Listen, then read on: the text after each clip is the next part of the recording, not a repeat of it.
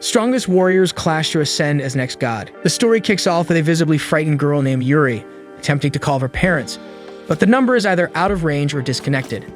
Then her brother Rika calls her, and she answers anxiously, seeking help as she finds herself on top of an unfamiliar building with no explanation of how she got there.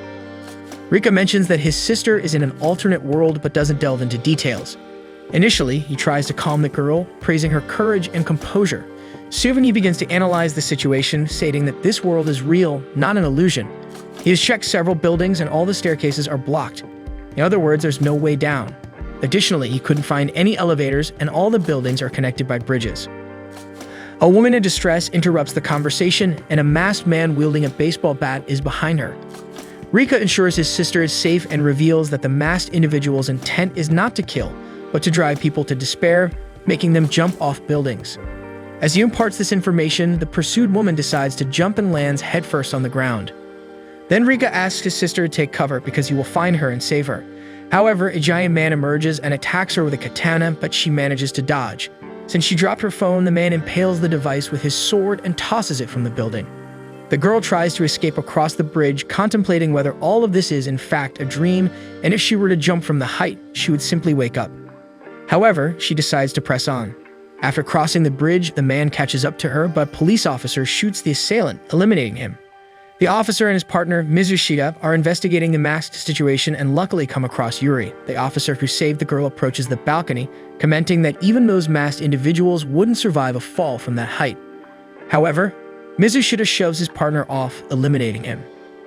After the act, Mizushita mocks the death of his comrade and raises the sword he took from the masked henchman, pleased to be alone with a high school girl. The girl is confused and questions the officer's actions, to which he responds that the answer to a crazy world is to become insane. Meanwhile, elsewhere, the scene focuses on another man, masked and in a suit, smoking a cigarette. Mizushita instructs Yuri to lean against the wall and take off her blouse. While the girl hesitates, he forcefully rips the buttons off her shirt with his sword, stating that he wouldn't be able to do this in the real world. Finally, he exposes the girl and instructs her to remove her underclothes.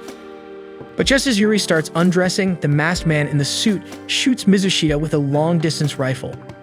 With the abuser down, the girl manages to run and take cover from the shots behind a wall, as the shooter's intention was to hit her after the officer. Mizushita is still alive and starts crawling toward the girl, begging for help. However, he gets hit again and dies. Then Yuri realizes that the masked individuals indeed don't intend to kill, but if you don't want to take your own life, they take care of it. Protected by the wall, she pulls the officer and searches him for something that might help. As she observes Mizushita in flames, Yuri realizes she is in a perverse world, and her survival depends on not letting reason blind her, using whatever is necessary to stay alive.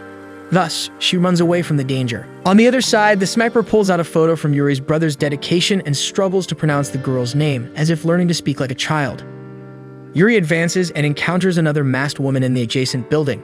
The henchwoman is holding a scythe, leaning on the balcony without moving, and Yuri touches her holster, seeing it as a good opportunity to practice her aim. However, before drawing the revolver she stole from Mizushita, a thought invades her consciousness, prompting her to question, how could it be considered training if the target is a human being?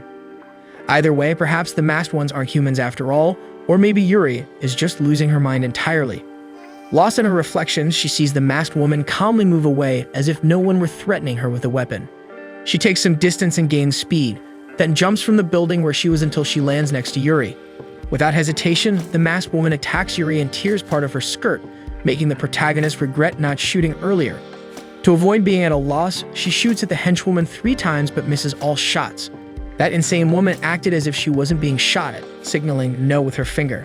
Yuri thinks that the woman doesn't want to kill her, so she tries to convince the crazy one that she will take her own life to avoid being eliminated. Hanging on the balcony, she asks the masked woman to inform Rika that his sister is dead if she knows who he is somehow. Finally, she makes a point of mentioning her own name to the madwoman, Yuri Hanjo, and jumps. To ensure that the young girl jumped, the masked woman goes to the edge, exposing her body to Yuri, who was on the lower floor of the balcony, a few meters below. Yuri imagined that these lunatics made sure people were going voluntarily, so she waited for the target to appear on her own. The girl shoots twice, hitting one of the bullets in the masked one's face enough to make her fall backward. After the resolved incident and the adrenaline subsides, she feels immense pain in her buttocks from the fall from the floor above. However, After climbing back up, she sees the masked figure rising, prompting her to question again if it was truly a human being. Despite finally bleeding like any ordinary woman when shot, thus it shouldn't be anything supernatural. Yuri gains confidence and takes a few steps forward, seeking information about what is happening. However, the maid warns her not to approach, or she would have to kill her because her brain was still being controlled, forced to obey orders from the command. Yuri is puzzled, but the woman insists, telling the girl never to look inside a mask as it seems that something electronic exerts control over people's minds. Thus, the mask experiences a short circuit and the woman recites her final command. If the code is damaged, quickly suspend all functions. At this moment, the command orders her to take her own life. Yuri tries to stop her, suggesting that the woman get rid of the mask, but she responds that she cannot disobey any orders. After wishing Yuri to find her brother, she jumps from the building. Before hitting the ground, she feels relieved because she could finally have peace. Yuri witnesses the entire scene and can't bear the psychological pressure, falling into despair for everything she experienced in the last few minutes. On top of that, the fiery spirit of Mizushita appears before her eyes, reminding the girl that it would be strange not to go mad in this crazy world. The spirit disappears, and Yuri concludes that the true enemies are not the masked ones but the command. Therefore, she takes the dead woman's scythe and promises to survive at any cost. Soon, she realizes that no one can do that on an empty stomach. She finds a backpack with supplies and a pistol with a silencer. While eating, she wonders how a human can run and jump like that woman, even if these masked ones are controlled by something. As extremely skilled enemies, she cannot afford to hesitate for a second. After the meal, she reaches a building with 3 bridges connected to it. She gathers courage and advances across the bridge to the building. However, a helicopter appears in the sky, and the wind it creates breaks a weakened rope, causing the bridge to tilt with the girl clinging to it to avoid falling. Nearby, the sniper takes another drag of his cigarette and continues his walk calmly. Yuka grabs the scythe to balance herself and uses her weight to return the bridge to its normal position. Saved from danger, she enters the building wielding her pistol, but right away, she finds a dead woman leaning against the wall. Thus, she realizes that a masked person must be nearby and probably armed. Reflecting on the level of danger, she considers turning back and finding another way. Still, she decides to search the building as she risked her life to get there. She finds a note in the victim's pocket, revealing a helicopter evacuation service offering rescue to those who reach the heliport. However, the maximum capacity is only 1 person. Surely, staying there wasn't any better, so she decides to go to the rescue point, even if it might be a trap. At that moment, shots are heard inside, along with someone calling for help. Yuri approaches to check the situation, finding a man begging for his life as he has an elderly mother and an even older dog to take care of. Yuri exposes herself more to see who is threatening the man. She thought it was a masked person, but it turns out to be a young girl wielding a pistol, leaving the protagonist extremely confused. Finally, we hear a gunshot. It so happened that Yuri had fired at the blonde girl's weapon, causing her pistol to fall. The blonde pulls out a knife and eliminates the man. Then she challenges Yuri to shoot again, calling her the sailor in uniform. Yuri panics while the blonde praises the protagonist's kindness for trying to save that man. In a world like that, finding any kind of cordiality is rare. Nevertheless, she needs to kill Yuri since the rescue only offers a spot for 1 person. In this world, kindness won't get anyone anywhere. In her thoughts, Yuki asks Rika what she should do, then starts crying and refuses to shoot, begging for the conflict not to happen. Since her rival has the advantage due to the firearm, the blonde is content with a ceasefire. However, she continues provoking Yuki, stating the conviction that the protagonist doesn't really want to leave that world, and that any human, if pushed hard enough, can become a killer. The blonde never lost her composure at any moment even after all of this, and Yuki admires that. However, she reminds herself that she can't escape this world and leave her brother behind. The blonde tries to hurry Yuri because the helicopter is about to depart. However, the sailor in uniform remains stuck in her head, reflecting on the dangers of this world and how she doesn't intend to follow its rules because she can't kill other people in this insane, deadly duel. Thinking about this, Yuri lets the other girl go to the helicopter, but at this moment, the sniper arrives and shoots at the blonde. Yuri manages to save the girl, but is almost hit. She retaliates with shots and both find cover. She notices she has an advantage in a shootout because the masked one's long-range rifle is not as effective in close combat. The blonde girl feels grateful for having her life saved by Yuki, even though she tried to kill the sailor just a few seconds ago. At that moment, she was crying like a child, but when the masked one arrived, her eyes changed completely. Protected by cover, the girls exchange names and the unknown girl introduces herself as Meiko's niece. In the midst of this, the sniper notices the knife on the ground and shoots at it, making the bullet ricochet near the girls. In response, Mayuko considers leaving Yuri behind and saving herself because she remembers when she was little, Since birth, she lived surrounded by enemies, including her own parents. For this reason, she quickly adapted to deadly duels between humans. Surviving in this world, she has killed humans and masked ones in various ways because those are the rules. And the rules are justice itself. With this conviction, Mayuko convinces herself that Yuri is wrong because kind people cannot survive in a place like that. However, at the same time, the memory of Yuri saving her arises in her mind, making her rethink.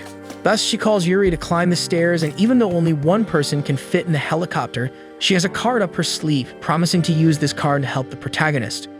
As they climb the stairs, the shooter goes after the girls, but is surprised by a grenade that explodes. The girls make sure he is dead and find the broken glass, giving the impression that he fell out of the window. More relaxed, Yuri thanks Mayuko for using her last weapon to help her, and the blonde responds that she only did it because she had been saved before. Yuki says that even though Nice is a killer, she doesn't seem to be a bad person. Mayuko Nice asks if Yuri will really let her board that helicopter, but the girl is distracted by the masked one's hat in her hand. Apparently, that hat was identical to one her brother used. Unsatisfied, Mayuko draws the protagonist's attention, who confirms that she will let her be evacuated, but with one condition. If she really reaches the real world, Mayuko must deliver Yuri's student ID to her parents and inform them that their 2 children are in that macabre world. The girl accepts the condition, and as she says goodbye, promises never to forget Yuri. However, before she leaves, the protagonist asks for a cell phone to try to call her brother, but Mayuko covers her mouth because she heard a noise. It was the helicopter threatening to leave, so they hurry to go downstairs while, in the background, the masked one appears alive with his mask cracking. The girls reached a helipad, but the helicopter had just left, and Yuri loses her temper, shooting several times at the vehicle. It turns around and hovers near them, making them think they would come back to pick them up. However, it was actually an armed masked one who fires several times at the girls for revenge, but no shot hits them, and the helicopter goes away. Yuri apologizes for causing all this delay, but Mayuko replies that she was aware of this possibility. Furthermore, she admits that she didn't actually want to leave that world either. Yuri ignores the new friend and observes that the helicopter is the weak point of this world. People show their weaknesses when desperate, and that sniper certainly was. So she thinks she could cause some damage to the masked ones by dealing with that vehicle and plans to find combat allies as well as a pilot to steal a helicopter. Or, as Yuri would say, conquer the sky. Mayuko is shocked by the friend's last phrase and realizes that Yuri's attitude was not just a violation against that world, but also an invasion against itself. However, Yuri falls and Mayuko prevents her from reaching the ground. Unconscious, Yuri Hanjo doesn't respond to the partner's words. In a changing room, the sniper takes a shower without his mask, revealing various circuits on the inside of the accessory. After getting dressed, he reflects that the crack in the mask may have regained some of his consciousness, but not enough to defy the command. When a photo of Yuri appears in a memory controlled by the mask, he feels sure that he should be doing something. At this moment, another masked figure emerges in the corridor, and they pass each other without any trouble. However, the axe-wielding man tries to attack the sniper from behind, who responds with a shot towards his target. The bullet hits the axe, sparing the man, but in a second shot, the sniper manages to kill his enemy. Between drags of his cigarette, the sniper wonders if the other masked individuals will start attacking him due to the crack in his mask. Despite them being dangerous opponents, he also finds it thrilling. Returning to Yuri, she tries to recall the origin of this entire event, why she ended up in that world. During her sleep, she remembers a moment in the classroom looking out the window and seeing a tower much taller than the skytree, reaching into the sky. After observing that tower, she was transported to this parallel world. Upon waking up, she doesn't find Mayuko, but she notices that her friend has arranged some items for her. A boot, for example, fits the protagonist perfectly. She remembers that the footwear belonged to the woman who had been eliminated at the building's entrance, but she thinks it's better than going barefoot.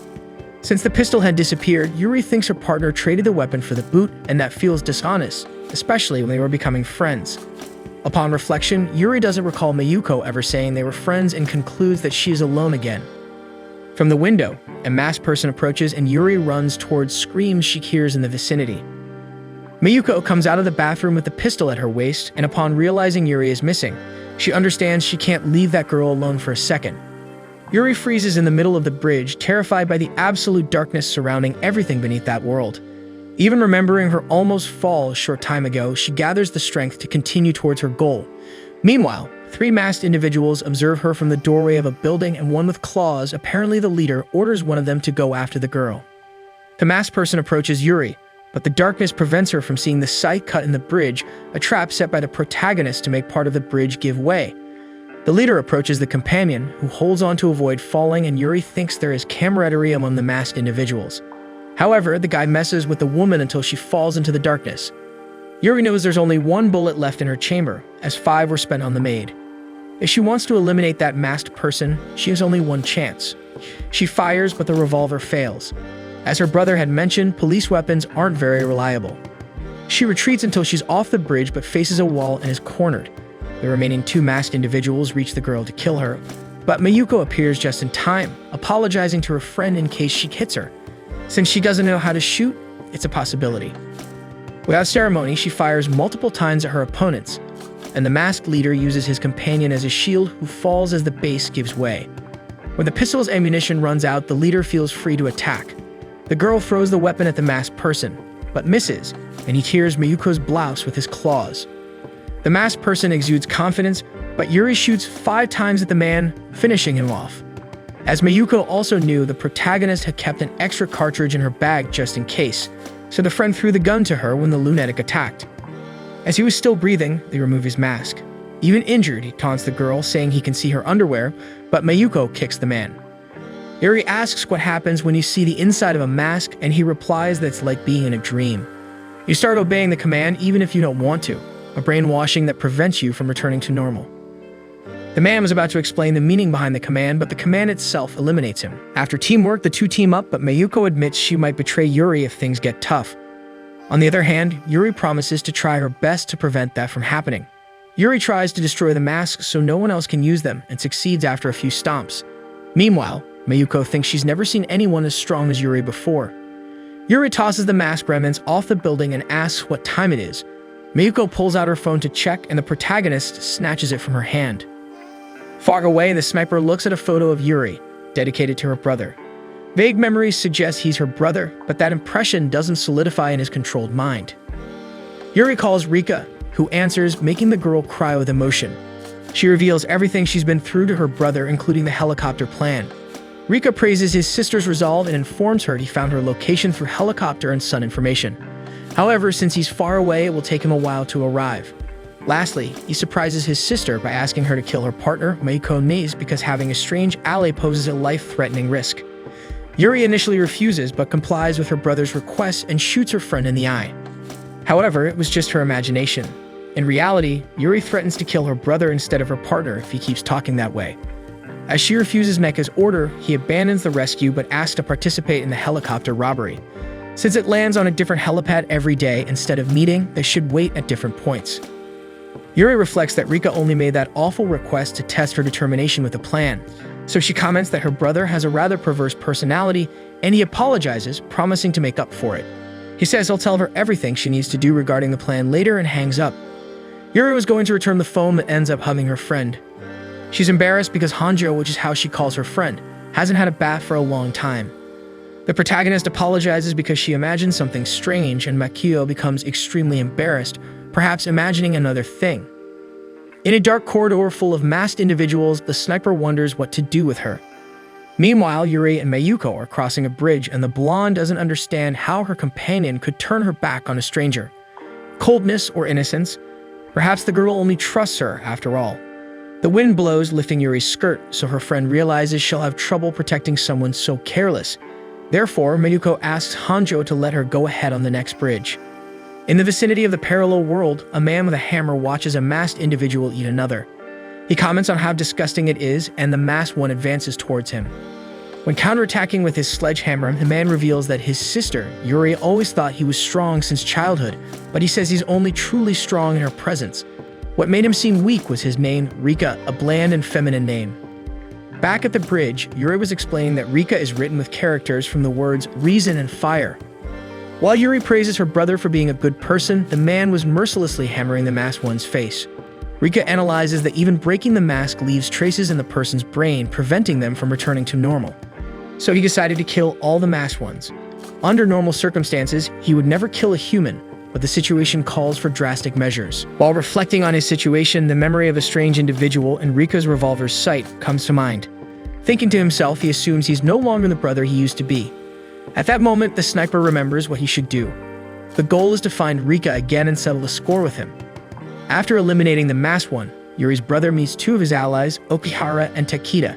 He asks if the other three are okay, and the comrades inform him that they all need to return quickly because their defenses were weakened with the leader's absence.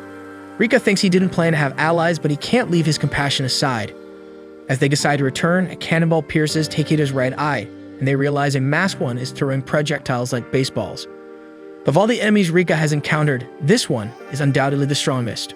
Realizing the danger, he pulls Okihara by the arm, and they flee. Okihara spots an emergency exit and rushes to open it, but the exit leads outside the building from a high floor. The boy almost falls, but his companion saves him. Now they were trapped in a dead-end alley, so their only chance is to defeat the masked pitcher. Okihara doesn't see how that would be possible, but Rika devises a strategy, analyzing that the masked one throws like a baseball player, suggesting that some personality traits of these people, even controlled by the mask, still remain. Knowing this, he challenges the pitcher to a sort of deadly baseball game, feeling ashamed to have to stoop to that level. He considers that as long as he's the batter, the masked one won't harm him.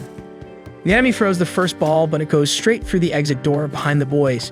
Despite the strike, Rika feels his strategy is working. Okihara responds with shots, shattering the corridor's light bulbs, leaving everything in darkness. Rika takes advantage and hits the opponent's mask, breaking it. As the mask cracks, the pitcher's face is revealed and he grabs Rika's head firmly, stating that the boy will never become the complete god of this realm at the level he's at. Rika reacts with a kick, pushing the pitcher into the wall, who praises the boy for the strategy he used in the duel. Rika doesn't understand what all of this is about, like realm or gods. But as the pitcher just said, if the boy is struggling to face him, then he's far from being a god. Okihara shoots the pitcher, who dies happy for having played baseball in his end. After the conflict, Rika feels confused, thinking that the main objective was to steal a helicopter. But now there's this issue of being a god, which seems even more important. The two start making their way back to the rest of the group, and Rika decides that, although the matter of being a god worried him, the priority was dealing with this thing called the realm. Somewhere along the corridor, a door opens, and a masked individual remarks that it's good those kids didn't enter there or else they'd be shot. According to her, the path to becoming a complete god involves navigating through that realm cautiously. And in the vicinity of this realm, in the middle of the bridge, the masked sniper also recalls his fear of heights. Later, he reflects on why he's obsessed with Rika, thinking that something significant probably happened between them, but command brings the sniper back to ignorance. As a result, he prefers to focus more on himself before facing the boy, especially because his sister was also a considerable rival, and he couldn't afford to be careless. Back to Rika, he and Okihara hold a decent funeral for Takeda, while discussing the realm, trying to figure out a way to escape it so they can find a way to destroy it from the outside. If this area outside the realm doesn't exist, it would make the helicopter plan more convincing. Midway through their walk, Rika stops and Okihara presumes the sniper is nearby, suggesting they be cautious, but Rika believes his sister killed the shooter, so it's no longer a concern. Okihara praises the strength of the siblings, while Rika reflects on Yuri, how she wants to destroy the whole world just because it's annoying. Ultimately, all this talk of God and realm had rented space in the boy's mind, and he agrees with his sister, promising to end this disgusting world, even if it's with his own hands. And the sister, lost in the middle of that world, comments to Mayuko that she thinks someone just went from base to somewhere. Her friend responds that she's not sure, but it wouldn't be surprising, so Yuri shouldn't be shocked. On the other hand, the protagonist gets annoyed by her partner's statement because it's unforgivable to force innocent people to go from base. Without paying much attention to Yuri's speech, Mayuko agrees and decides they'll sleep right there, but Yuri complains that there's no bathroom. As she arranges her bed on the grass, Mayuko tells her to use any bush around and Yuri agrees. A gunshot is heard, and a boy who was shot decides to jump from the building to avoid being shot to death. The sniper, after firing the shots, reflects that he wouldn't like to be doing that, but he has no choice but to obey the mask. At the moment of the crack in his mask, it presented some error and returned a bit of its consciousness. Then he realizes that the command to force others to go from base is offline. As soon as you see the code inside the mask, the command is installed in your brain and different commands affect you according to the situation you're in. Thinking about this, he finds it pathetic for a mask to take complete control of his brain. Probably the sniper would become a joke to Rika, his rival. But as he's about to remember the target's face, the mask prevents it, and a girl approaches him. Innocently, the girl tries to talk, but the man is enraged by the girl's insolence in attempting to converse with a masked person, and he points the gun at her. However, Command orders him not to scare the girl because she's reached the level close to God. Since the sniper doesn't understand the reason for the order, the mask explains that this realm is an institution to create a complete God. Still unsatisfied, he demands more details and discovers that an angel should not interfere with the one close to God, because all the masked ones, the angels, have the task of bringing humans closer to God. And so the command ends, and the girl comments that she is lost. Sniper was still not satisfied with the information he got from the command and decides to ask something to the girl. Noticing that he could speak, she introduces herself saying her name is Kuon Shinzaki and starts crying with relief because she was feeling very scared of the whole situation. Meanwhile, Yuri notices how Mayuko looks cute sleeping when she remembers she was on watch duty and must be alert to her surroundings. At that moment, she notices a masked one approaching. However, he passes by her straight and puts a backpack on the ground. When Mayuko wakes up with the brightness of the sun that had just risen, she discovers that while she was sleeping, a masked one appeared to leave a backpack full of food and a knife. Mayuko is delighted with the knife and asks to keep it. Yuri agrees as she was without any weapon and thinks about how her friend loved knives. Far away, Rika notices that, except for small things, that kingdom is the same as the original world. So he decides to call his sister as agreed, but she takes a while to answer, leaving him worried. After a while calling, someone answers the call, but he realizes it's not Yuri, but Mayuko. Both find that situation strange, and Mayuko says she is an ally of her sister and tells that they were eating together not long ago, but Yuri fell asleep. That doesn't surprise Rika, as his sister already had the habit of sleeping anywhere, besides being hard to wake up. He then remembers that he asked Yuri to eliminate Mayuko and apologizes for doing so, but the girl doesn't understand because she didn't know about that request. Then Rika says he will trust her to tell the plan and the reports to Yuri. While the two talk, a masked chef observes Mayuko from afar, thinking that she will be the perfect ingredient to join his collection. After Rika passes all the information he needed, he says he trusts Mayuko to take care of his sister and replies that Yuri is under his protection. Meanwhile, Sniper accompanies Kuon because the girl asked them to walk together and she was getting nervous being alone. He refused the request because he had his duties as a masked one, but he agreed to guide her to humans, remembering Yuri and Mayuko, as he supposes the two were still alive and it would be better for Kuon to join them. Sniper asks her to hurry up, calling her woman. Kuon says she doesn't like being called that way and asks him to use her name, but he thinks that would be pathetic and continues to refer to her as a woman, irritating Kuon. Nearby, Mayuko and Yuri arrive in another building and she thinks that if that one is also empty, they won't be able to get more allies. But Mayuko remembers that they were only at the beginning of the operation and so they shouldn't get frustrated so early. Yuri is very happy because despite being the same age, Mayuko is like an older sister to her. This leaves Mayuko embarrassed because since she was little, she has always been scorned, being told she will never be able to be happy, besides constantly being blamed for other people's problems. She approaches the edge of the terrace and reflects on how she had ended up in that world of despair to find happiness when suddenly she sees the masked chef. He grabs Mayuko and quickly throws her off the terrace. She starts thinking that it was her end, but the chef grabs her foot and throws her to the lower floor of the building. When Yuri looks, she doesn't see anyone and realizes that something had happened to her friend. The chef introduces himself as Mr. Masked Chef, and seeing Mayuko's neck, he remembers when he was cutting pieces of meat. The girl realizes that there was probably something wrong with that mask because the masked ones usually couldn't speak. Then she sees a door near her and decides to pretend she intends to surrender and jump out the window to gain time until she reaches the door because the masked ones couldn't harm someone who had already accepted their death. But the chef says that wouldn't work with him because his mask was damaged. Despite hearing the commands in his head, he managed to preserve his own will, maintaining the masked abilities. Mayuko is not willing to give up and thinks she will eliminate the chef just like she did with all the other masked ones that appeared in her path. But the chef says that if he gets her beautiful face, he won't need any other and then kicks her suitcase, making several heads fly towards Mayuko. That makes her scared and realize that maybe she wasn't good after all as she eliminated people just like him. And so, Mayuko goes into shock and gives up fighting. The masked one prepares to use his saw on her to get his ingredient when suddenly he takes a shot. Yuri had managed to tie her foot to the terrace railing to protect her ally, and Mayuko thinks she's a true goddess. Yuri hands her weapon to her friend and asks her to go upstairs. Before leaving, Mayuko waits for Yuri to climb up safely. However, the chef was still alive, though badly injured. He gets up and says that the two will never be happy, trying to take the girls with him, but Mayuko strikes him with her knife and says she's feeling very happy at that moment. She strikes several blows on the chef while thinking that her life goal is to protect her unhappiness, something that wouldn't happen if she died, so she would have to keep fighting. After giving the chef the same fate he wanted for her, Mayuko meets Yuri, who was very excited about the idea of making new allies. Yuri shows that she found a notice on the wall. Someone had written on a paper that they were looking for allies to create God and end that situation. She thinks they must be people who, like them, were also trying to change that world, but Mayuko finds the announcement suspicious and wonders why the person wrote about God, not understanding the meaning. Sometime later, Kuon also sees the message and gets excited about the idea of joining more people. However, just like Mayuko, Sniper also finds the advertisement suspicious, but since the person who wrote it knew about God, he thinks those people must know some secrets about the realm. Meanwhile, Yuri and Mayuko see a black building and think it's probably where they'll find the people who wrote the notice. Yuri says it could be a trap, but there's also a chance they could gain new allies, so they need to take the risk. Kuon also decides to go there, and Sniper thinks it might be a good idea since there's a chance they'll find Yuri and Mayuko. But before they go, Kuon takes a shower.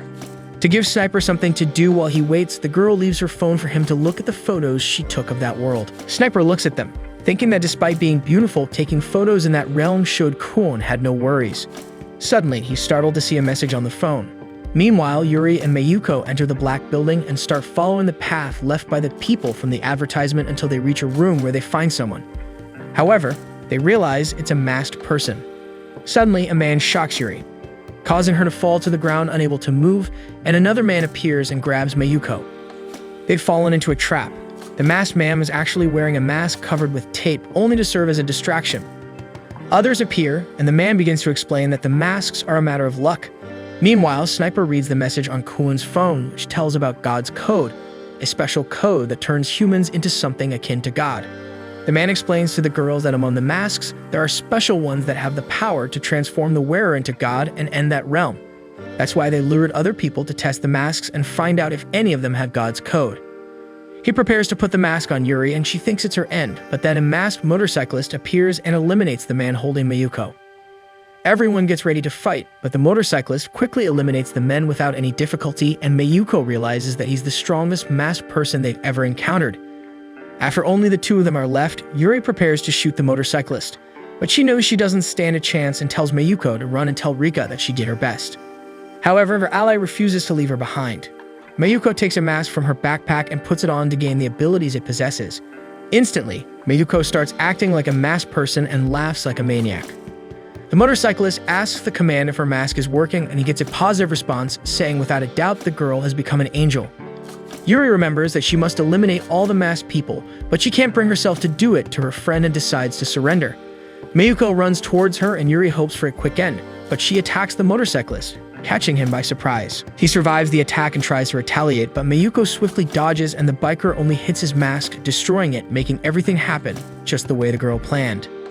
The biker thinks he received wrong information from the command, but it's clarified that Mayuko has become an angel, although she is still acting on her own will.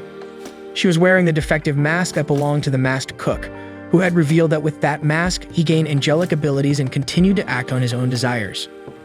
And so, Mayuko manages to dodge all the biker's attacks thanks to the abilities she gained from the mask.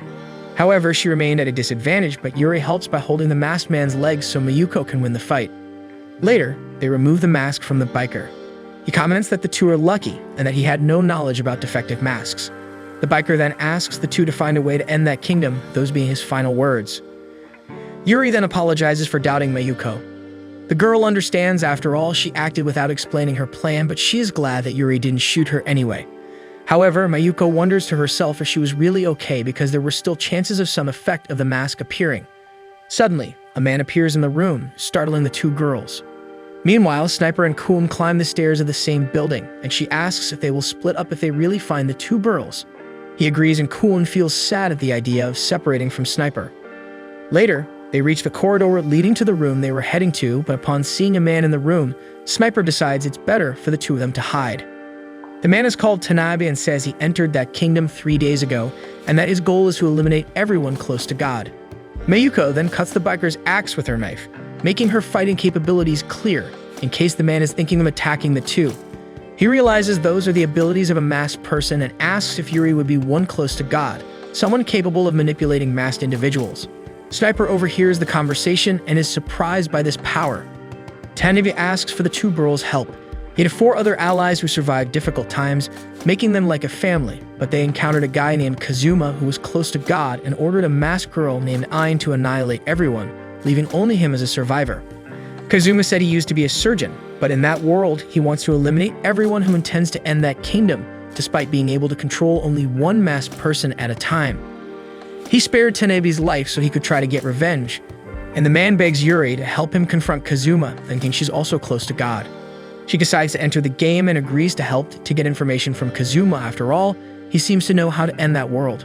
Yuri then leaves the room to talk to her brother and tell him the news. Sniper watches her from afar, being careful not to be seen because he doesn't know if it's safe for Kuon. Later, Yuri and Mayuko go with Tanabe to the building where Kazuma was. She apologizes for getting the two to that situation because although her plan was to talk, it could turn into a fight, and there was still the risk of Mayuko being controlled. Kuon watches the girls leave, and Sniper tells her not to rush. After all, they knew where they were going. He then asks if Kuon can control masked individuals, but the girl explains that she knows nothing about her abilities. The three reach Kazuma, and he mocks Tanabe for returning with only 2 high school girls.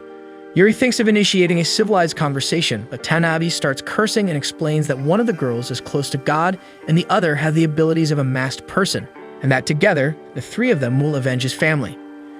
Yuri panics because she wanted to talk first, and Kazuma says he figured there were others close to God, and he must eliminate all of them so that no one becomes a complete god before him. So Kazuma orders his masked girl, Ain, to eliminate them, but Mayuko steps in front to defend against the blow. Before they go there, the two devise a plan to focus first on defense until they tire Ain to gain advantages with her lack of energy, because Rika said that a person's resistance doesn't change when they become a masked person. Mayuko begins to dodge the attacks to tire Ain while Yuri hides in a bush with her weapon. Tanabe sees Ain distracted with Mayuko and decides to take advantage to get his revenge. However, he attacks without thinking and ends up being hit by the masked girl. Kazuma celebrates, but he and Mayuko realize that Ain has already spent a lot of energy with her attacks, leaving Mayuko at a great advantage. Quickly, he orders another masked girl's way to attack. She suddenly appears, and Kazuma thinks he has won, but Yuri was already expecting him to do that and quickly eliminates the masked girl with her weapon. After Yuri told her brother the whole story, Rika found it very suspicious that Kazuma told Tanabe about his disadvantage of only being able to control one masked person at a time, and I'm meaning 1, whereas Zwei means 2, which showed that there probably was another masked person. Kazuma panics when he sees he's out of moves, but remembering how he used to be teased by hospital veterans, he decides he won't give up on winning and grabs a gun to shoot Yuri. Mayuko steps in front to protect her friend, and Yuri realizes that look was the same as the policeman she encountered, concluding that she can't let Kazuma escape because he will use other masked individuals to harm more people. From the other building, Sniper and Kuon watch the fight. She becomes worried and thinks of doing something to help, but Sniper says she should start prioritizing her safety. After all, she was unarmed and would certainly die as soon as she approached. Kuon realizes that Sniper was worried about her safety and even started calling her by name as she had requested. Kuon then agrees with him and decides to focus on discovering some God-given power she could use. Her eyes turn green and she remembers something. Quickly, she uses her cell phone to activate a tower that causes an explosion big enough to bring down an entire building. Everyone is startled and Kazuma panics, thinking Yuri caused the explosion. The girl decides to use this to her advantage, not wanting to kill anyone. She starts to act, behaving like a crazy person with immense power, even intimidating Ain and her own friend. Kazuma accepts his defeat and gives up on becoming a full god, but begs Yuri to spare his and Ain's lives. Suddenly, she realizes Tanabe is still alive and remembers Kazuma used to be a surgeon, so she says she'll spare his life in exchange for him saving Tanabe. Kazuma obeys, and Yuri thinks this is his way of trying to redeem himself for his sins. Far away, Rika and another ally try to understand what that tower was, deducing it to be some kind of electric cannon, probably using the same mechanism as the masks. Meanwhile, Kuon is glad she could help the girls, but it seems she can only control angels on her same wavelength. Sniper asks if she could seal the mask's commands, but she says she doesn't even know if such a thing is possible. Kuon starts to feel useless, but Sniper says he also doesn't remember much thanks to his mask, so they're in the same boat. Later, they both receive a backpack with food, but Kuon feels awkward and can't look at Sniper without his mask, despite him saying he can show his face in public without shame. But this only makes Kuon even more nervous, thinking Sniper must have an attractive face. However, the masked person who delivered the meals is still there. He says there can only be one full god, and when it happens, everything in the kingdom will change because their will shall prevail, whether it be peace or chaos. Then he wishes Kuon luck, and the girl decides to become a full god to have the power to pacify the kingdom. Far away, a girl is attacked by 2 masked individuals when suddenly a third one appears and eliminates the other 2. Rika also arrives with her ally and deduces that the masked person is being controlled by someone close to God. Afterward, the masked person hands his cell phone to Rika to talk to a boy. His name is Rikue Yoshida, and he says he was in his first year of high school. younger than Rika, who also introduces herself and explains she's a senior in her 3rd year. Rikuya says he's been observing everyone from a building that could be found in Aikukuro, and Rika figures out where the boy was.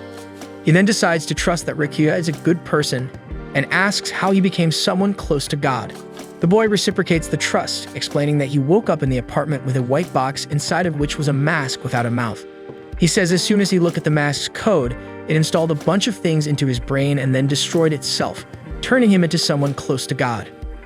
However, much of his memory was erased afterward, and he doesn't know how to become a full god, though he imagines the person who achieves it will have all their wishes granted. Rika thinks about the various types of masks that exist, with different expressions, discovering that there's now one without a mouth that grants powers to the person who wears it. Somewhere else in the kingdom, we see another guy who also seems to be someone close to God, and like Kazuma, doesn't have good intentions. A few days later, Yuri talks to Rika on the phone and tells her about Rikuya. Mayuko thinks about how the two of them were trying to improve the world, while she was only protecting Yuri. Suddenly, Mayuko starts hearing a voice in her head and sees herself as a masked figure. Yuri finishes talking to Rika and sees Mayuko sleeping while standing. The girl wakes up and hopes she was just dreaming. They sit on a bench and Yuri explains that Rika is going to the building where Rikuya is, and she also wanted to go there to meet her brother. So since Tanabe was still recovering, although no longer in danger of losing his life, Yuri makes it clear to Kazuma that he must continue treatment. He says he wouldn't do anything to provoke her wrath, showing that he still fears the girl.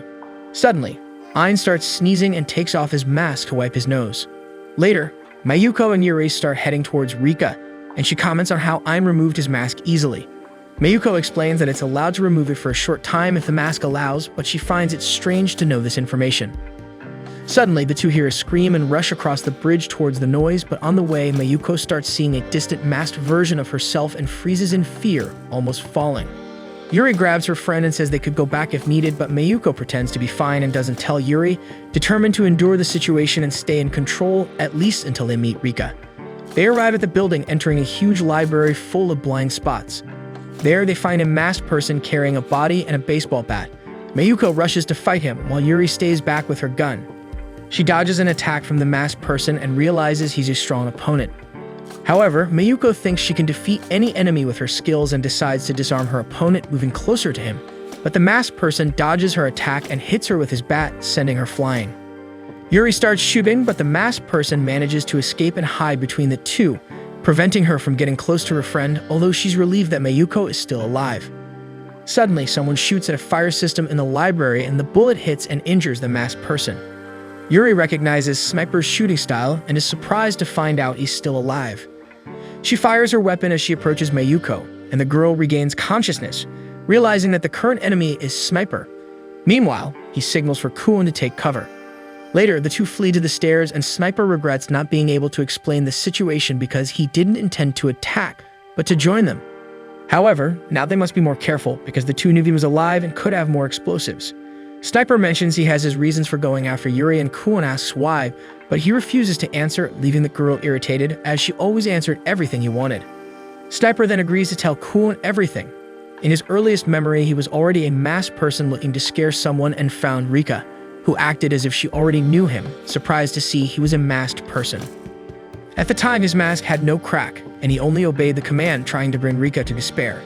However, the boy knew that masked people didn't intend to kill at first and dropped his weapons to try to remove his mask, but following the command, Sniper dodged, and when he looked at the boy, he saw that he was crying and at that moment accidentally dropped Yuri's photo. Sniper reveals that he is starting to remember, and they were probably close friends before all that, but he wants to confirm the theory with the boy, who, although Sniper doesn't know his name, he knew he's Yuri's brother. Koen starts crying at the thought of what Rika felt when she saw her masked friend. This makes Sniper wonder why he put her in that situation, but he remembers that he was actually forced to use it by other masked people. He was defeated by two masked people who were interested in accessing the electric cannon system, as they were being controlled by someone close to God. But at the time, Sniper didn't understand anything about it and was expecting to be killed. However, instead of that, the two forced him to use a mask, even though he said he preferred to die than to become a puppet. Back in the present, one of the masked people who did this to Sniper discovers that only one person can become a complete god and decides to go after each of those who are close to becoming a god to find out who has the knowledge of the electric cannon. Meanwhile, Yuri and Mayuko continued following the path to Rika, and the blonde girl was increasingly convinced that she might be close to losing control to her mask. They arrive at a building that reminds Yuri of when they first met, and she comments that it seems like they've been friends forever. But when she looks at Mayuko, she sees that the girl is lying on the ground, unable to move, although conscious. A masked person appears, but Yuri gets rid of him quickly, saying she didn't have time to deal with him. Mayuko comments on how amazing Yuri is even without the power of the mask and regrets not telling her about the situation earlier, explaining that she feels like she's slowly losing control and hearing a voice in her head. She says she doesn't regret anything because she managed to save Yuri thanks to the mask's abilities, but soon she'll become a puppet and receive the command to end her life, the order that every masked person who loses their mask receives. However, Mayuko didn't want to die because of an order and decides to take her own life while she still had control. She says goodbye to Yuri and cries, saying she was happy that they met in that world. Yuri tries to hold her friend, telling her not to give up, but Mayuko realizes that her time is up and tells her to step away. Her masked figure approaches, and then Mayuko is overcome by the mask.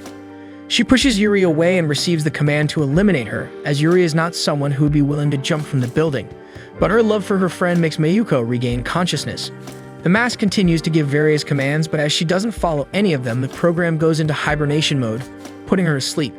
Suddenly, another masked person appears and explains to Yuri not to attack, because if she did, she would be forced to attack due to the mask's self-defense command. Yuri asks if she knows what happened to Mayuko. The masked person receives authorization from the mask and explains that hibernation is the last resort when multiple commands fail, and the operator gradually dies from the inhibition of vital functions, explaining that if Yuri doesn't do anything, her friend would only have 2 hours to live. With this, Yuri realizes that there was a way out and asks the masked person to tell her. She receives permission from the mask, explaining that this is a special exception because it is a defective mask, but the instruction would have to be confidential. Yuri agrees to the terms, and the masked person reveals that only someone close to God can save Mayuko. Luckily, she is a guardian angel and knew the location of all the items in her zone, including a mask without a mouth, which was 30 minutes away from them. To save her friend, Yuri must go to the mask to become closer to God. However, the masked person warns that by doing so, Yuri will participate in a cruel battle to become a complete goddess. But Yuri doesn't care because all that mattered was saving Mayuko. She then leaves her friend sleeping on a bed in that building and sets off on her rescue mission. Shortly after, Sniper and Kulin arrive at the building and find Mayuko in the hibernation process. She knew she could save the girl with her power, interfering with her mind, although she knew it was extremely dangerous. Even knowing the risks, Kulin enters Mayuko's mind where she realizes that her free will was disappearing. She tries to awaken the girl, but her masked version attacks her. Kulin thinks she couldn't help anyone, not even Sniper, but decides to stand firm and use her power to control the program, ordering it to stop hibernation and restore Mayuko's autonomy of will. And so Kulin manages to save the girl's life and wakes up in Sniper's arms, blushing with embarrassment. Mayuko continues to sleep, but she was already out of danger. The two then wonder where Yuri was. Meanwhile, Yuri was finishing climbing a super high staircase to reach where the mouthless mask was, but the height made her nervous because one slip of her hand could result in falling and meeting the same fate as many other people she had seen. To make matters worse, a masked person appears climbing the stairs right behind her, and Yuri remembers that she left her weapon behind. She manages to hurry and reach the top of the building, but the masked person catches up and immobilizes Yuri on the ground, preparing to apply a needle containing a green substance. At that moment, Mayuko regains consciousness, saying her friend's name. Back to Yuri, the girl tries to fight back and fortunately manages to escape from the masked assailant. Then she finds a small white box and remembers the guardian angel explaining that the mouthless mask will be inside it. Yuri then rushes to the box and grabs the mask, determined to save Mayuko. However, as soon as she puts it on, she finds herself in an alternate place and realizes that her consciousness is confused. The mask command detects a nearby threat and says that, due to the circumstances, it will enter emergency mode. When Yuri removes the mask, she sees the masked attacker about to strike with his needle. She thinks there's no way out, but realizes that everything is moving in slow motion. Yuri easily dodges, and the command informs that self-reinforcement abilities have been activated as a priority due to the emergency, but after eliminating the enemy, she must put the mask back on to complete its installation. So Yuri takes advantage of the slow passage of time and quickly grabs the man and throws him off the building, leaving her startled by her newfound strength. Meanwhile, Rikuya's masked monk protects Rika's small group. A child from the group named Haruka gets excited about him, and her father worries about his daughter getting too close to a masked person, even knowing that he's being controlled by Rikuya. Nearby, the masked woman searching for the person close to God capable of controlling the electric cannon, Kusakabe, observes the group from afar and deduces from the monk that one of them might be the person she's looking for. Her companion, a masked swimmer, appears with the man as a hostage. Kusake says she'd love to turn the guy into an angel, but she doesn't have the kit for that at the moment. The man begs for his life, but the woman crushes him with her shoe. Then she orders the swimmer to recruit 5 people for the battle against Rika's group. Back to Yuri, she puts on the mouthless mask again and returns to the same place as before. Suddenly, a support program appears. It explains that they're both inside her brain and that the program will finish installing in 4 minutes. After that, the mask will self-destruct and her mind won't be controlled, receiving only various special abilities. However, all of them will be dormant in her mind, requiring her to recover her memory on her own to use the abilities, and her compatibility with them will also influence the process, making it easier or more difficult to recover. But the self-reinforcement ability installed due to the emergency would remain with her. Yuri explains that her priority is actually to save Mayuko. The program then says that brain interference is one of the basic abilities and therefore should be easy for her to remember, although everything depends on her power because nothing works automatically. After everything is explained, the installation is complete and the mask self-destructs, making Yuri an next to God. She then prepares to go to Mayuko, but at that moment her phone rings. It was her friend to inform her that she had already been saved by someone close to God who was passing by the building. Yuri is moved to learn that Mayuko is okay, while Mayuko is also moved to see how Yuri risked herself to save her life. However, she asks Yuri to come back because besides the person close to God, they were dealing with another situation, not to mention referring to Sniper. As soon as she hangs up, Mayuko stares at Cool in a frightening way, causing the girl to run to Sniper because she didn't feel safe not being able to control Mayuko, since they were not on the same wavelength. Sniper finds Kuhn's insecurity strange. After all, she had the ability to blow up a building. Mayuko then thanks for the help and says she understands that they are not enemies, but that's not enough to gain her trust. Then she asks the two to tell in detail everything that happened while they wait for Yuri. Meanwhile, the girl was super confident for having become next to God because now with her power, Mayuko's strength, and possibly one more ally close to God, the 3 together would be invincible.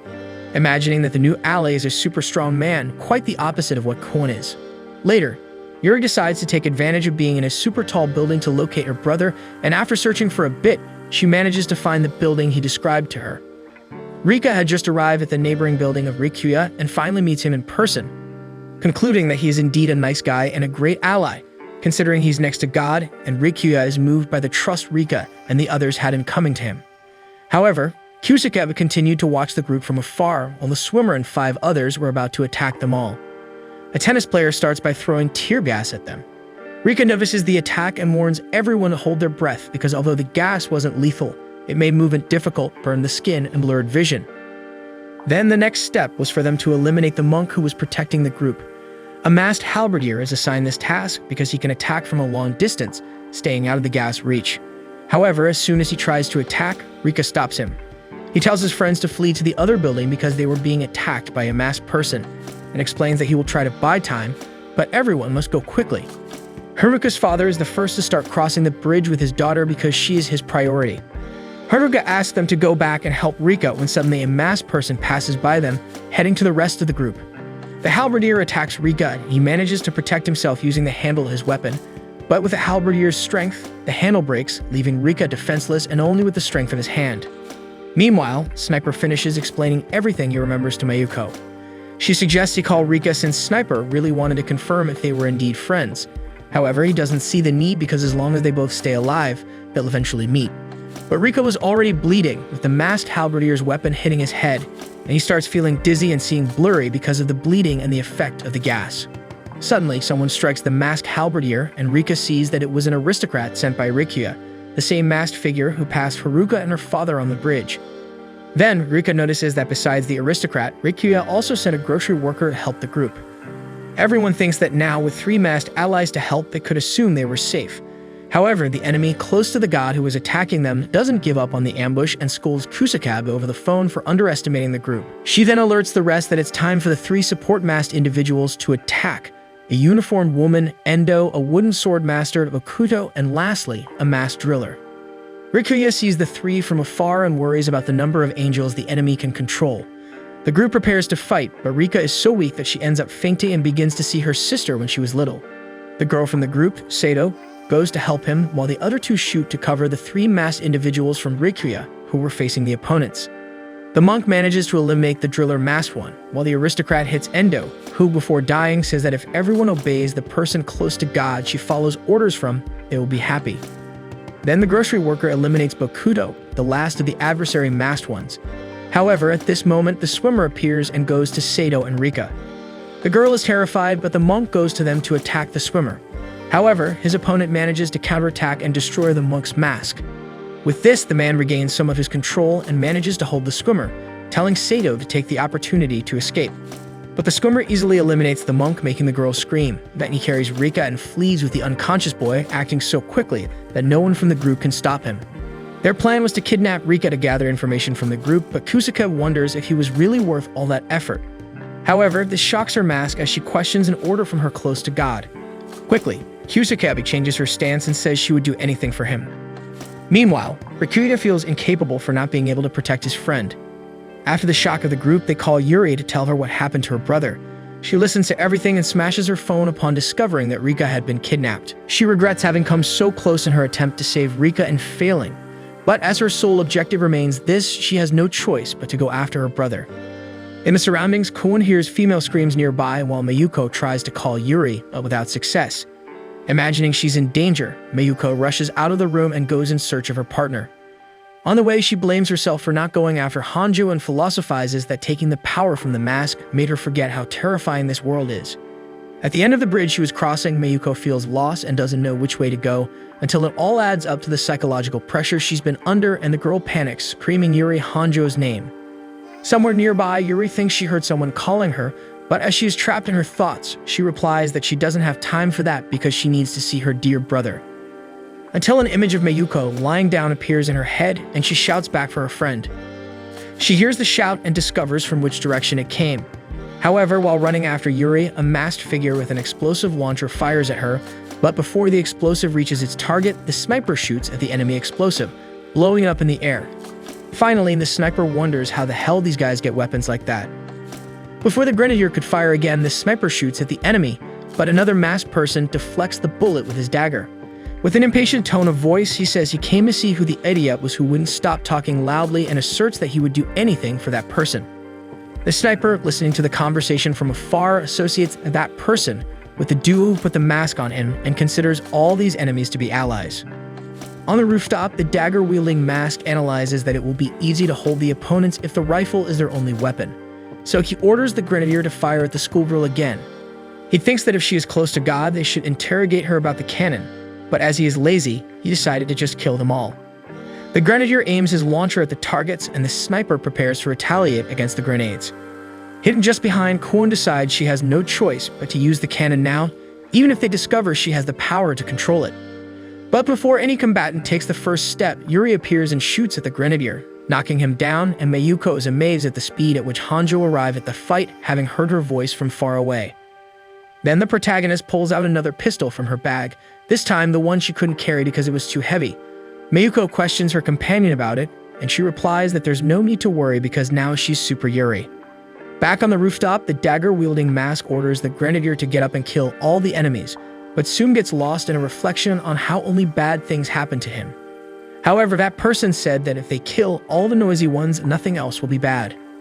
Even staggering, the grenadier fires several times in a row, but Yuri Hanjo discovers his self-enhancement power, gaining immense dexterity and brain processing capability. Then she blows up every grenade thrown at her group.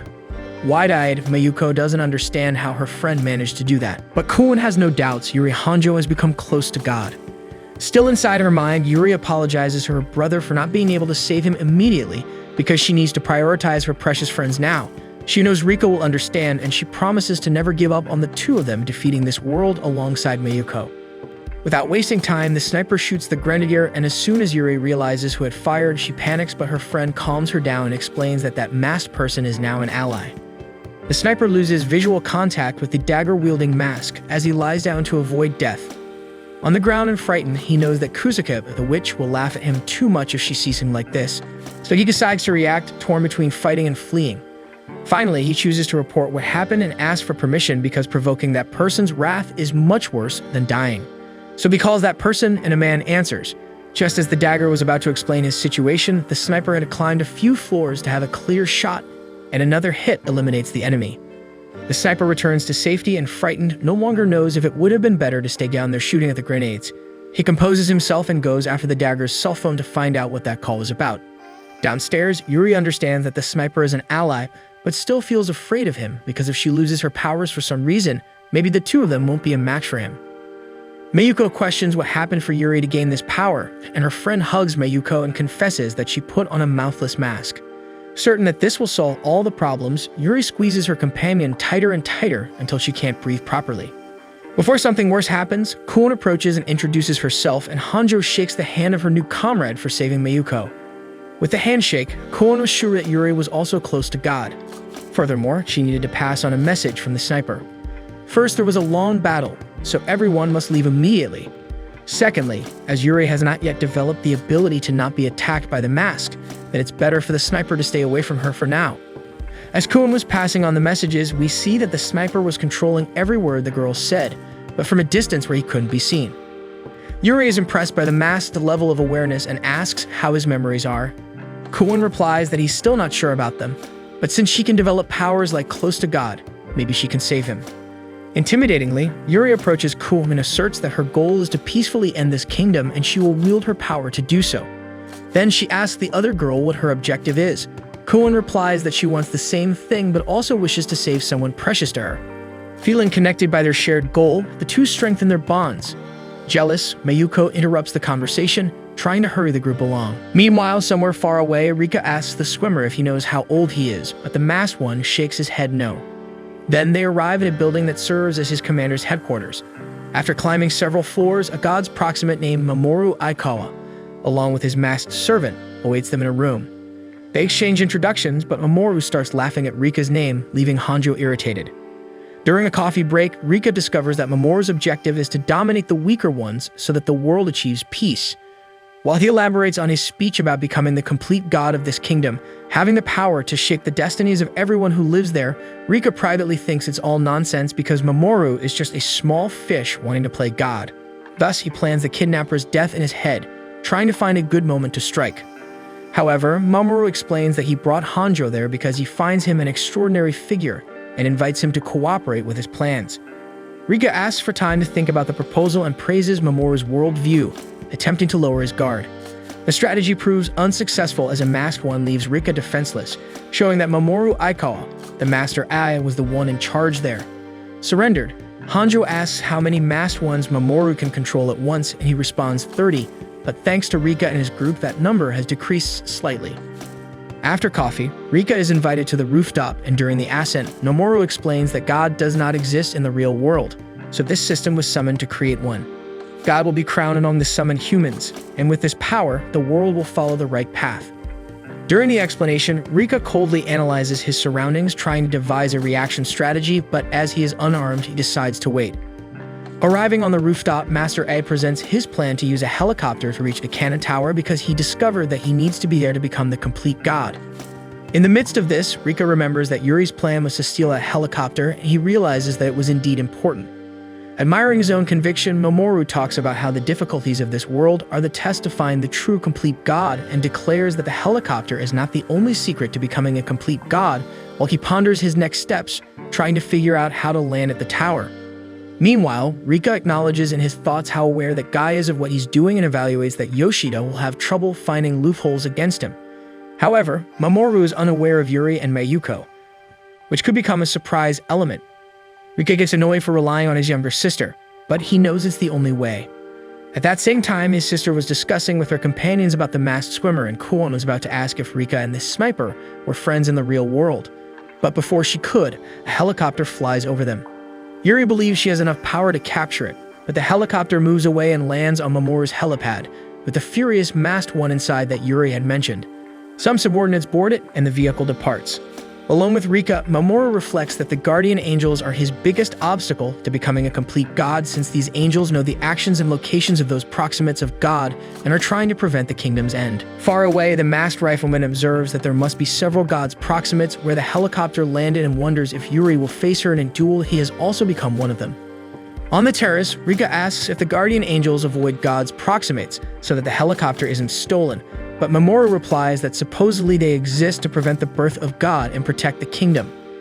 After that, he orders the West team to eliminate any threats to the helicopter, whether they be humans or angels. As Master A mentioned a squad called West, Rika supposes he controls masked individuals everywhere, but if these forces are dispersed, there's a chance of victory. Then Mamoru summons Ishida and Anu, two masks who sent shivers down Rika's spine just with their appearance. Their leader will depart with the duo while he informs that Kusakabe will be there soon to take care of Rika's interrogation. Before departing, Mamoru warns that he would hate to lose a superior human like Hanjo, but he would kill him if necessary. On the way, Kusakabe appears and Mamoru informs her about the interrogation, resting his head on the poor girl's melons because he thinks it's the only way to calm down. Then, with a cooler mind, he remembers the deaths of Dagger and Grenadier and concludes that the war has already begun. That's why he sent White Feather and other superior angels to eliminate all other gods' proximates. At the crime scene, the sniper tries to call Dagger's boss, but he doesn't know how to use a smartphone, so he puts it aside for now. Then, on his walk, he questions who his true self is, the guy he was before the mask, or what he became after. Thus, the memory of an existential debate with Rika Hanjo appears in his mind, and he finally remembers that he was friends with the boy. However, he notices an enemy sniper 150 meters away, and he manages to dodge her shot before it's too late. He's impressed by his own ability to dodge a rifle bullet and concludes that it doesn't matter who his true self is because in this realm, he is the masked sniper. He shoots at the target, but she also dodges, making him realize that they both have similar skills, but he's at a disadvantage being on the bridge. However, the enemy will be more affected by the wind. But all this analysis is in vain because the opponent shoots at the bridge's supports, bringing it down. The sniper manages to grab onto a rope to avoid falling, but was at a huge disadvantage. Hearing the gunfire, Yuri's group sees that the sniper is in trouble and devises a plan to save their partner, tracking the exact location of the aggressor. Close to death, the mask realizes that he won't live to find out who he truly is or see Rika again. But in the midst of his reflection, he remembers more deeply his relationship with his friend, recalling that when they were kids, they promised to settle things with a game called Which of Us Will Have a Cool Life?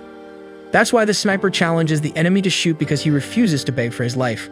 Calling the opponent White Feather Sniper, he asks her to tell Kuon and the girls that he lived a cool life until the end. Meanwhile, Kuon tries to figure out White Feather Sniper's exact distance to activate the cannon, but Aim reaches the shooter and cuts her rifle in half.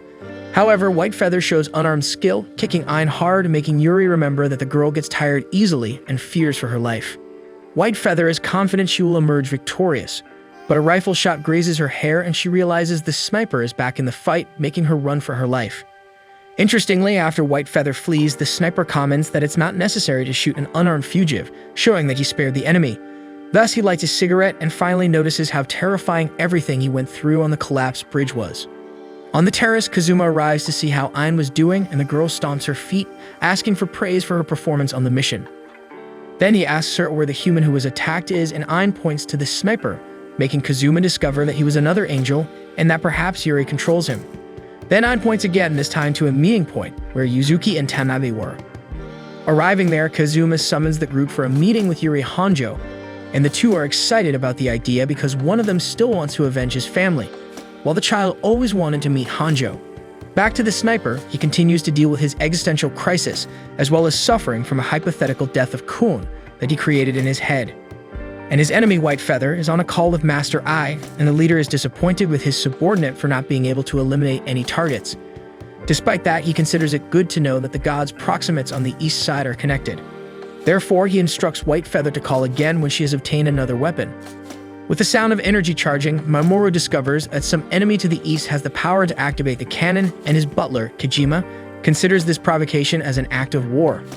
Mamoru is irritated by such insolence and promises not to allow those abused beings to become the complete god. As his power was increasing in proportion, Kojima warns the master that his energy is in disorder, making him realize about himself. Already calmer, he decides to find a more powerful angel to further increase his strength, all in the name of peace. In the outskirts of the kingdom, Yuri asks Kuon how she got the ability not to be attacked by the angels, and she replies that she activated it unconsciously before her awakening. Yuri notes that this ability doesn't seem complicated and perhaps she just doesn't have the talent for it. Inside the building, Mayuko pulls Kuon into the bathroom without explanation, while Yuri stands guard outside. Once inside, Mayuko asks her friend if she has a crush on the masked sniper. Kuon panics and tries to deny any interest, so Mayuko decides not to press the issue, instead asking if she could operate the tower. Caught up in her thoughts about how cool, strong, and stylish the masked gentleman is, Kuon inadvertently reveals that she is indeed the one controlling the tower. As the two take too long, Yuri begins to think they might be suffering from stomach issues until a masked figure appears in the corridor. Meanwhile, back in the bathroom, Mayuko discovers that the cannon is necessary to become the god of this world, making Kuon an important target for enemies, until a gunshot is heard from outside.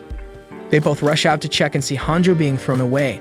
Then they realize that the masked figure had abnormal strength, like a sumo wrestler. Since Yuri's weapon failed at this crucial moment, Mayuko takes the lead with her knife. At that moment, we can hear the masked figure begging to be killed, making it clear that he preferred death over becoming a killer. However, he can't control his impulses and advances towards the girls. Yuri and Mayuko dodge the blows from the masked fighter, while Kuon questions herself as the masked gentleman had called her knave, making her believe she's incapable of changing such a wicked world. Yuri manages to tear the masked fighter's knee, making him an easy target for Mayuko's dagger, which she uses to gain momentum from the wall and strike the opponent. The masked figure thanks the girls for freeing him from his suffering. With the battle over, Yuri acknowledges that it was a tough fight, but is convinced that survival is the only way to change this world. Observing Yuri's words, Kuon admires her friend's noble attitude, wondering if those two were already this strong before obtaining the mask's power, and if she would be a burden to the duo at the beginning of this journey. Until the sniper arrives behind the girls, warning them they'd be dead if he were an enemy. Kuon is enchanted by the arrival of her suitor, but Yuri can't hide her terror of the masked shooter and goes straight to the bathroom to tend to her knee. Returning the girls' belongings, the sniper remarks on how Yuri has grown over time, facing difficulties until she became as strong as she is now, and this little speech makes Kuon feel a bit more capable of dealing with this world. Thus, the sniper hands over the dagger mask's cell phone, hoping the girls will uncover who they're dealing with. In the meantime, Kojima reveals to Master at the location of the cannon user through images captured by an investigator. In that same building, the encounter between the two groups occurs, and Yuri tries to impress Kazuma with a handshake, causing the magnetic field to resonate upon contact. Kazuma already feared Yuri before this, now it seems his fear only worsens, so he stammers as he says he's glad she's alive. Afraid of the protagonist's posture, Yuzuki hides behind the surgeon, causing Yuri remorse for scaring the boy. Kazuma informs that he's taking care of the boy's wounds and asks Hanjo not to bother the kid, which annoys her for being mistaken for a bully. Nearby, Kuon asks the sniper if the enemy is still forcing people to wear the masks. The masked figure believes so and replies that they could use the power of the cannon if they knew their location. However, Kuon doesn't like that idea much and reveals to the sniper that Rika is a hostage of the enemies, so the cannon would also kill him. Speaking of Rika, her interrogation is about to begin by Kusakabe, and she starts by informing that it depends on her whether he lives or dies. And so Rika tells that her group has someone close to God capable of controlling 5 angels, but she has no intention of becoming a complete god and knows nothing about the cannon, reminding her that he was sincere only because of his promise not to hurt any of his friends. Kusakabe thinks he has no reason to worry about Rika, but as a precaution, he confirms if Rika was telling the truth. With this, he realizes that the masked ones can see people's brain activity, identifying when someone is lying or telling the truth, for example. Rika then decides to divert Rikumi's attention and prevent Kusakabe from finding out about her sister. At that moment, her phone rings and Kusakabe discovers that Pena Branca failed to kill the masked sniper. Listening to the conversation, Rika realizes that her friend was still alive and Kusakabe notices her reaction. Then after hanging up the phone, she asks him to tell her about his relationship with the sniper. Rika explains that she knows him well, but after becoming an angel, her friend lost his memory and disappeared. Kusakabe observes that Rika was telling the truth, but he also notices that she was hiding some information and decides to make her lose her composure to reveal what she is hiding. So she grabs his arm and says he's a strong guy and maybe she should put a mask on him to turn him into an angel, just as she did with the sniper. Upon discovering that Kusakabe was responsible for what happened to his friend, the boy gets angry. She thinks he's going to spill some information, but instead, Rika hits her own head hard on the ground. He laughs and says that with her comment, it could be understood that the strength of an angel is determined by the operator, and if that were the case, she made a mistake by giving the sniper the power of the mask and a rifle, as he may have gained enough strength to defeat the 30 masked ones controlled by Akawa, which would surely get her reprimanded. Kusakabe realizes that Rika wasn't lying, but assumes that Sniper's power is just an assumption. But, remembering him, she's afraid that Rika might be right. The boy thinks he almost let anger get the better of him, but managed to control himself and divert all attention from the conversation to the sniper, trusting that his friend could handle that burden. He then faints from weakness, and Kusakabe asks the masked player to take him to the infirmary because if something happened to him, she would be reprimanded. Meanwhile, Sniper finds out that Rika has been kidnapped, but trusts that his friend will know how to deal with the situation, although he could go after Rika to save him. But as soon as he thinks that, his mask reprimands him as Sniper realizes that he will soon suffer from hibernation, just like what happened to Mayuko. Kuon becomes worried and apologizes for not being able to interfere with his brain unless he is unconscious. Sniper says she doesn't need to apologize and that he relies on her help when the time comes. Afterward, it starts raining for the first time since they arrived in that world, and Kazuma comments about an enemy who attacked him and Ian, planning to eliminate all those close to God, and asks Yuri for help in dealing with him. The girl thinks they were probably facing the same enemy and agrees to cooperate, although she was startled to discover that the person could control 30 angels. But she understands that she was stronger now with allies. Next, Miyuko's phone rings. She answers and finds out that Sniper will go through hibernation soon.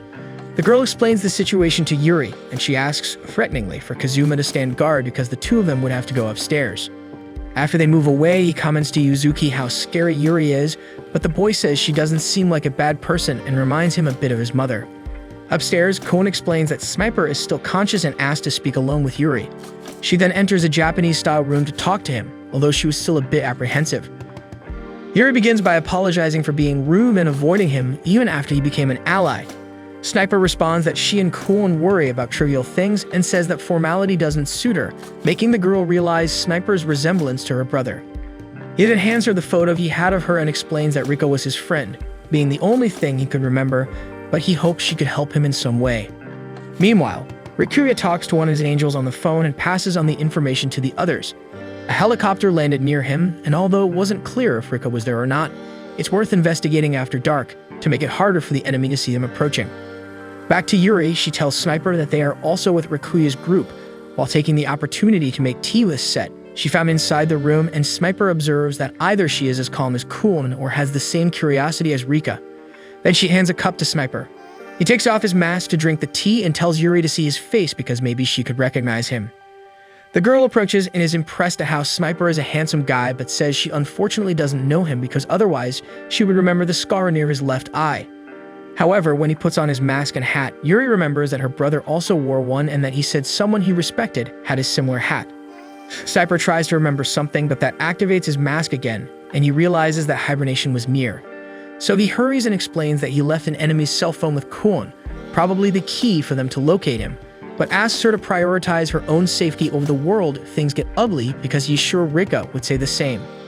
With this conversation, Yuri finally realizes that Sniper is truly an ally and feels happy to have someone so strong by her side.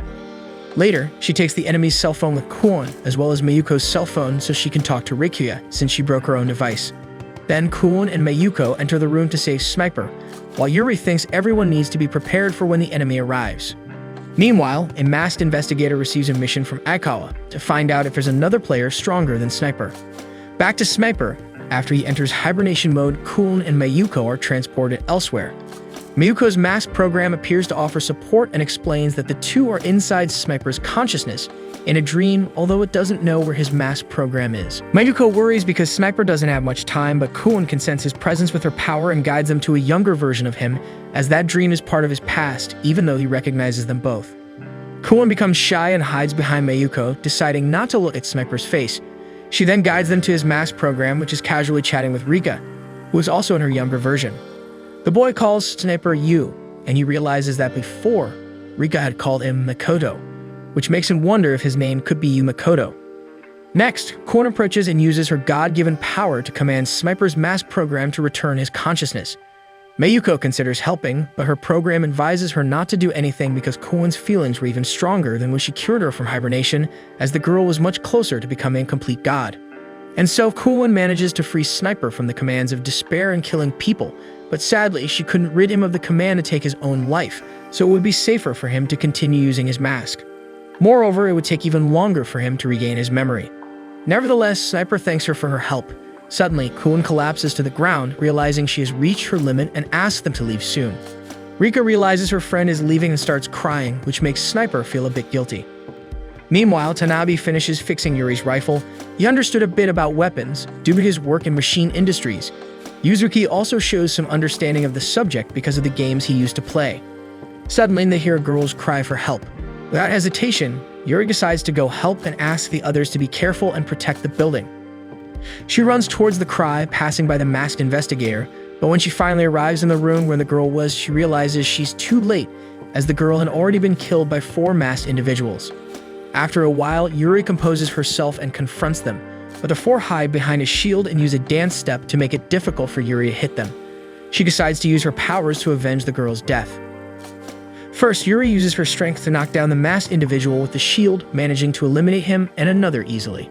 Then she dodges all the attacks from the remaining 2, thanks to slow motion, and eliminates them simultaneously, leaving Aikawa's informant, who witnessed the whole scene, trembling with fear. After the scene, Yuri covers the face of the victim she couldn't save and laments that her strength wasn't enough to arrive in time. Kneeling, she feels the exhaustion from these intense days while the masked investigator sends new evidence from the Proxima Dei to his master. As he observes Yuri's weapons, he fantasizes in his mind a fictitious moment where he photographs himself after eliminating the girl, thus being honored by his leader. The mere imagination of this event exhilarates the investigator, and the loss of control over his impulses causes him to enter through the door where he was lurking. In a strange zigzag, he slowly approaches Yuri Hanjo while murmuring his desire to serve his master, Aikawa. The slow and moribund aspect of the investigator suddenly ends when he opens his overcoat, revealing an obscene amount of daggers, until he throws 8 of them in Yuri's direction, forcing her to dodge and take cover behind a pillar. As he walks towards his enemy, the investigator reveals that Mamoru Aikawa preaches a selection system based on eugenics, eliminating the incompetent, who are the majority in this wicked world, leaving space only for the superior. While propagating the speech of Master A, the masked one continues to pursue his prize, trying to keep the target away from his weapons, thus maintaining his advantage. In the midst of the battle, the investigator manages to unlock his language ability and suspects that his love for the master may align his wavelengths with his. Then he raises his hand to the sky while continuously repeating the name of Master Aikawa, leaving Yuri curious to know who this person he mentions is. Suddenly, a knife crosses the field and is plunged into the investigator's arm until Mayuko appears, knocking down the target and immobilizing him. She tells Yuri that she couldn't call her and that Kuon and the sniper are sleeping together at the base. Yuri asks for explanations about the case, but her friend replies that there's no time now, because they need to deal with the enemy. Thus, Yuri removes the mask from Mamoru's minion and points the gun at him, questioning who this Aikawa guy is. While we see scenes of Master Ai analyzing war strategies, the investigator explains that this perverse realm is a call to transform the real world and a chance to restore humanity from the dirt in which it is trapped. Yuri only sees madness in the minion's speeches, while he says that the winner of this realm has the duty to change the world. And of course, this winner could only be Mamoru Aikawa. Tired of so much nonsense, Yuri repudiates the speech and swears Mamoru's death. Finally, she finishes off the investigator. Returning to Mamoru's plans, he decides to use a trump card known as the Great Angel, the one who destroys everything. In addition to him, Kusakabe and the swimmer are also delegated to this mission. Back at headquarters, the sniper is awakened by thunder and sees Kuon sleeping in his lap. In his thoughts, he wonders if Rika is still alive. Still a hostage, the Hanjo boy is unconscious and under Kusakabe's care. After warning him that things got more complicated after he avoided interrogation, she sees the swimmer eliminating a victim and throwing her off the building, leaving the angel irritated. Amidst this, Yoshida's Chinese masked one is hidden and informs the master about the enemy's location.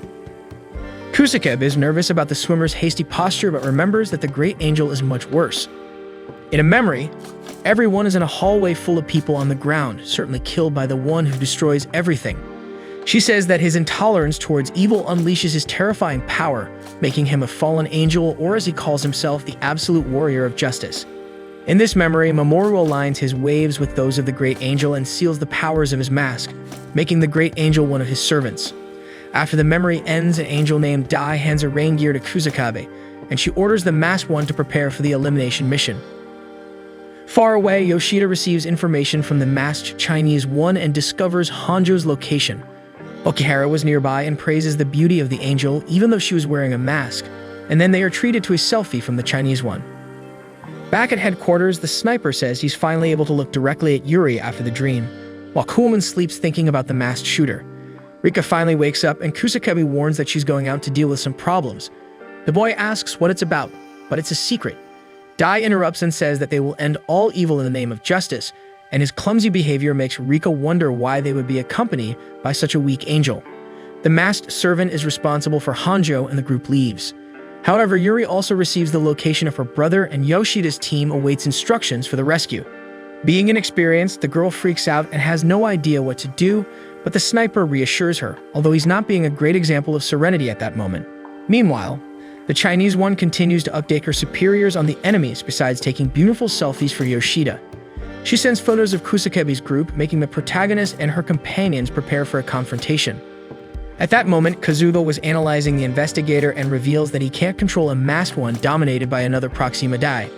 Although he tried to invade his brain, he couldn't get any useful information because there was a strong barrier there that wouldn't let him through.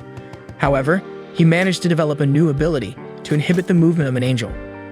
To test this ability, the sniper serves as a guinea pig and Kazuba points his finger at him. The idea is to make the masked one look at the finger and obey the given order. Then Kazuba shouts the command to stop, making a magnetic field come out of his fingers. But the sniper is calm as a cricket and lights another cigarette, probably the 59th of the day. Thus, the masked Thomas Shelby declares that Kazuba's ability to stop movements is real because when he raised his hand, it froze for a moment, and that second, though it seems little, can be a decisive moment in a battle between angels. Because it's a useful skill, Yuri decides to tell Kazuba the whole truth. Meanwhile, Kwon held Sniper's suit in her hands, feeling the delightful scent of weeks-old dirty clothes mixed with the sweat of gunfire exchange and a few splatters of enemy's blood until the owner of the suit appeared in the room, concerned after hearing some strange noises coming from within. Sniper asks Kwon to prepare herself as the battle will commence in an hour. While the girl eats, he reflects on how she is so close to God and needs to be protected at all costs. After discovering the truth, Kazuma is eating pizza with his companions, and in a conversation with Yuzuki, they agree that the best option was to cooperate with Yuri instead of Mamoru Aikawa. Finally, the child congratulates the surgeon for the choice, as he considers Hanjo to be kind and very strong.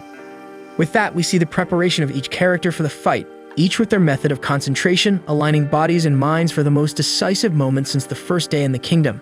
Moments before the battle begins, Sniper decides with the team that the trump card will be the use of the electric cannon. Until we see Kusake already near the enemy building organizing some smoke grenades. Sniper is lying in wait in some cover and notices the enemy presence, but when focusing on the target, he realizes it was the woman who put the mask on him, turning him into this monster. Consumed by hatred, he rushes and fires. But Kusakabe dodges and retaliates with a grenade that, when activated, envelops the area in a curtain of smoke, hindering the masked shooter's vision. With no chance of finding the adversary, he turns to Yuzuki and asks the boy to tell his story. In the middle of the battlefield, the smoke dissipates to the point where Natador and Dai realize they are cornered. Yuri doesn't understand the pathetic stance of the angel in tight clothing, who calls his master like a child, asking what to do now. At that moment, Mamoru releases Dai's seal. With the command, Dai's eyes are filled with uncontrollable fury, carrying so much energy that a huge explosion occurs, astonishing everyone. Then Dai finally transforms into the Great Angel, the one who destroys everything. As the call was still on, Aikawa identifies himself to the Masked One, reminding that it was he who sealed all the angel's abilities, causing all this pain and suffering. Moreover, he pretends to be at Yuri and his team's headquarters. Instigating the Great Angel's thirst for revenge, Aikawa challenges the angel to kill him but asserts that his subordinates will try to prevent it from happening. The big play was to imply that Yuri, Mayuko, and Aim were these lackeys, and that the Great Angel would have to go through them if he wanted to reach Master A. Then the Masked One grabs his iron bar and hits the ground forcefully, raising a dust wave that blinds the girls. When they regain their sight, the Great Angel had taken advantage of this time to leap over them and run towards the building, stating that he has no time for small fry. Concerned about Kazuma, Ain doesn't think twice before pursuing the Great Angel. Yuri had to convince Mayuko to protect the base because her friend was worried about leaving her alone, but the protagonist says she can handle the swimmer. With everything settled, the swimmer throws a huge ventilator at Yuri, who dodges. While the Masked One threatens the girl with death, she turns this duel into a personal vendetta, as the swimmer was one of the enemies who kidnapped her brother. Far away from there, the masked fusilier intends to get closer to witness the confrontation up close. Meanwhile, Kusakabe struggles to clear the smoke and thinks she's delirious when she hears a child's voice screaming for their mother.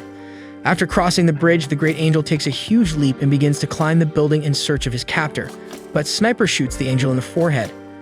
As he effortlessly catches the bullet with one hand, Sniper realizes that Aikawa did indeed hire an experienced assassin.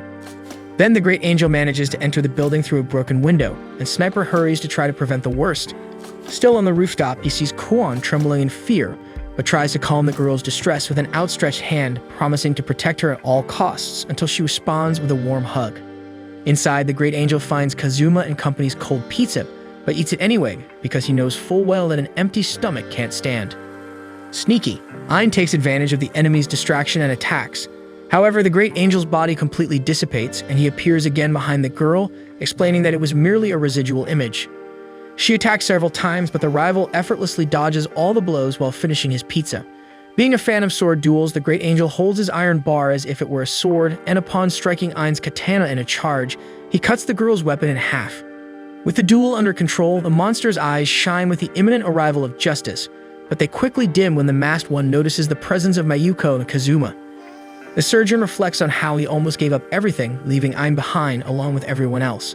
The possibility of death terrifies the man because death is the end of everything. However, as his mind projects the image of the deceased Zwei alongside Ein, he realizes that it's worth fighting for those you love, so he couldn't afford to run away. So the great angel pounds his chest, swearing to destroy any and all injustice, but Kazuma uses the command to immobilize the masked one. With the enemy paralyzed, Ein and Mayuko merrily strike him, taking advantage of the 0.8 seconds he remained motionless. Kazuma gets excited about his own ability and focuses on catching his breath to use his power again. Meanwhile, the great angel, who thought Kazuma was just a wicked scientist, now thinks he's a wizard. Therefore, he targets the surgeon and retrieves the bullet from Sniper's boot, energizing it and flicking it, firing the projectile at rifle speed. Ein tries to prevent the bullet from reaching her master, but since her sword is cut in half, the blade isn't long enough to reach the trajectory of the shot. The shot hits the doctor. At the same moment, his pupil arrives and presses the wound with a cloth, trying to stop the bleeding. Seeing that the situation was dire, Mayuko instructs Ein to take Kazuma away and seek help. Alone against the great angel, Mayuko Nice suffers from the masked aftermath, projecting the image of her other self, Angel. While she wonders if she could really defeat an opponent of that level, her masked image shares a plan they both keep secret. Then she announces that she will execute the defragmentation tool in 3 minutes, so it's Mayuko's job to buy that time. Impatiently, the great angel repeats his catchphrases about ending injustice, but at some point he calls Mayuko evil, and we see that the girl clearly felt the blow.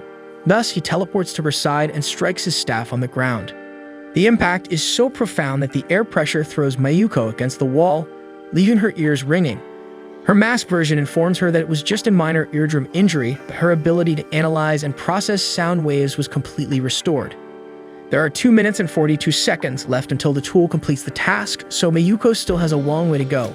Visibly shaken by the blow, she has a clear impression that she's going to die, but promises to go down fighting. Until Sakio Tanabe appears in the room with his spear and announces that he will punish that insolent villain, a coward who attacks wounded girls. Spinning his weapon in the air, he manages to get the opponent's attention so Sayuko can escape. At a safe distance, she wishes for Tanabe to survive and tries to leave, but her projection reminds her that the defragmentation tool will complete the task in 2 minutes. Meanwhile, Yuri and the swimmer engage in a deadly battle outside the building.